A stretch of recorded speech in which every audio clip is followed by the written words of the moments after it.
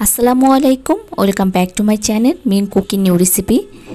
বাচ্চাদের টিফিনের জন্য আজকে আমি এরকম দেখতে অনেক কিউট আর খেতেও অনেক বেশি মজার এরকম একটা নাস্তার রেসিপি শেয়ার করব। এই নাস্তাটি বানানো দেখে অনেক কঠিন মনে হলেও আসলে এটা বানানো কিন্তু খুবই সহজ। এই নাস্তাটি তৈরি করার জন্য আমাদের প্রথমে একটা ডো তৈরি করে নিতে হবে। তো সেই জন্য এখানে আমি 1/3 কাপ পানি নিয়ে নিচ্ছি, মানে 1 কাপের 4 ভাগের 1 ভাগ পানি দিচ্ছি। 2 টেবিল চামচ চিনি আর দিচ্ছি 1 চা চামচ ইস্ট।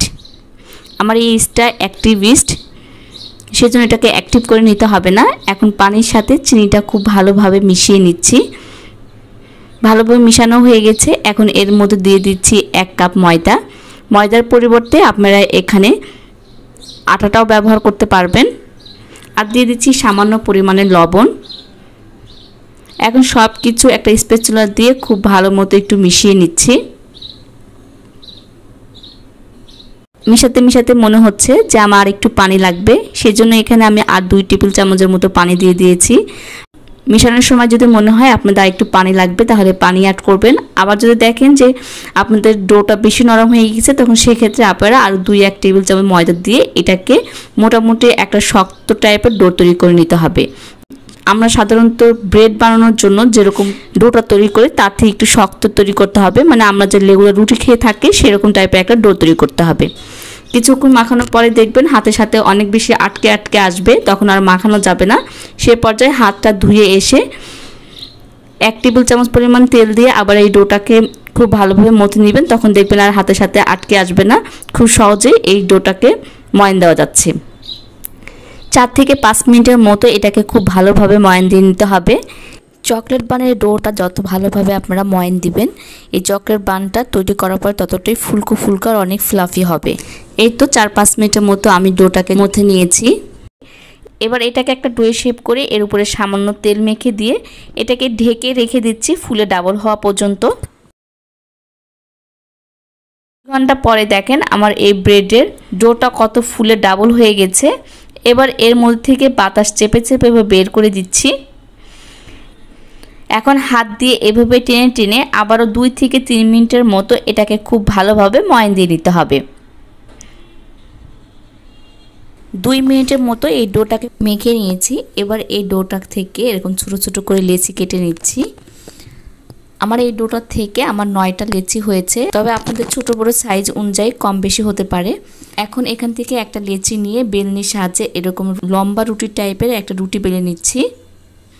এই তো রুটি বেলা হয়ে গেছে লম্বা টাইপের। এবার 10 টাকা দামের যে মেরিডেলকের চকলেটগুলো থাকে সেই চকলেটগুলো এর ভিতরে পুর হিসেবে ব্যবহার করার জন্য এই চকলেটগুলো নিয়েছি। আপনারা চাইলে মাংসের অথবা ডিমের পুর কিংবা যে কোনো ধরনের মিষ্টি জাতীয় পুর দিয়েও এটা তৈরি করে নিতে পারবেন। যেহেতু এটা আমি বাচ্চাদের জন্য তৈরি করছি সেজন্য এখানে চকলেট দিচ্ছি। বাচ্চারা যেহেতু চকলেটটা বেশি পছন্দ করে। এখন চকলেটটা এভাবে রুটির মধ্যে খুব ভালোভাবে সিল করে নেবেন, তা না হলে যখন এটাকে বেক করা হবে তখন কিন্তু সাইড দিয়ে বের হয়ে যাবে চকলেটগুলো। এই তো খুব ভালোভাবে সিল করে নিয়েছি। এবার ডিজাইনটা করার জন্য এরকম একটা নাইফ দিয়ে মাছ বরাবর এভাবে করে চিকন দাগ কেটে, মানে এটাকে রুটিটাকে কেটে নিচ্ছি। আর কিভাবে করছি কাজটা এটা আপনারা স্ক্রিনে একটু লক্ষ্য করুন, তাহলে বুঝতে পারবেন। এবার এই মাথাটা ধরে এভাবে রোলের মতো করে এটাকে ঘুরিয়ে নিচ্ছি। এই তো এবার 2 সাইডে মাথাটা এভাবে আটকে দিচ্ছি। এতে দেখেন কি সুন্দর একটা ডিজাইন হয়ে যাচ্ছে। আজকের এই চকলেট ব্রেডগুলো তৈরি করার জন্য আমি এরকম একটা কেকের মোল্ড নিয়েছি। এবার এর মধ্যে তেল ব্রাশ করে নিচ্ছি। তবে আপনাদের কাছে যদি এরকম কেকের মোল্ড না থাকে তাহলে যে কোনো ধরনের ছোট স্টিলের বাটি কিংবা চায়ের কাপেও আপনারা এই চকলেট ব্রেডগুলো তৈরি করে নিতে পারবেন। এই তো আমার সবগুলো চকলেট ব্রেড তৈরি করে নিয়েছি। এবার এর উপরে একটু ডিম ব্রাশ করে দিচ্ছি, এতে করে চকলেট বানের উপরে সুন্দর একটা কালার আসবে।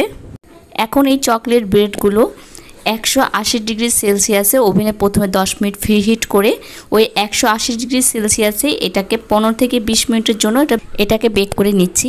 আর যারা চুলাতে তৈরি করতে চাচ্ছেন, আমরা যেভাবে কেক বেক করে থাকি ঠিক সেভাবে এই ব্রেডটাকেও আপনারা বেক করে নিতে পারবেন। চুলাতে বেক করলে 30 থেকে 35 মিনিট সময় লাগবে। এটা আমার বেক করা হয়ে গেছে। এখন আপনাদেরকে আমি একটু তুলে দেখাচ্ছি। দেখেন কত ফ্লাফি হয়েছে আর কত সুন্দর হয়েছে, দেখতে অনেক কিউট, বাচ্চারা খুব পছন্দ করবে। আর এই ব্রেডটা তৈরি করে আপনার নর্মাল ফ্রিজে 3 থেকে 4 দিন সংরক্ষণ করে খেতে পারবেন। এখন একটা আপনাদেরকে আমি ভিতর থেকে ভেঙে দেখাচ্ছি, দেখেন কতটা সুন্দর হয়েছে। আজকের এই ব্রেড রেসিপিটা আপনাদের কাছে কেমন লেগেছে তা অবশ্যই কিন্তু কমেন্ট করে জানাবেন। আপনারা বাসায় একবার হলেও ট্রাই করবেন, দেখবেন বাচ্চারা খুব পছন্দ করবে। রেসিপিটি ভালো লাগলে ভিডিওতে একটি লাইক দিয়ে চ্যানেল সাবস্ক্রাইব করে পাশেই থাকবেন। আজকে এই পর্যন্তই, আল্লাহ হাফেজ।